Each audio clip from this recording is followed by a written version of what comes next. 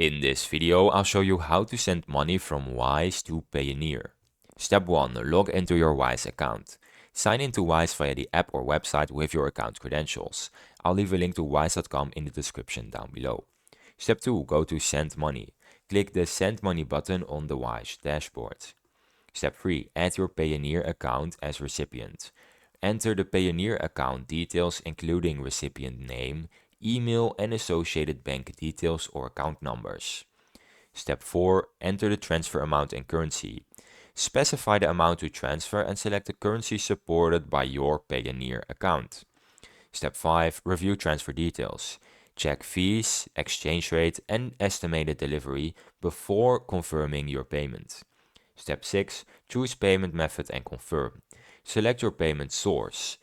This can be bank account, card or Wise balance, and then authorize and send the transfer. Step 7. Track your transfer.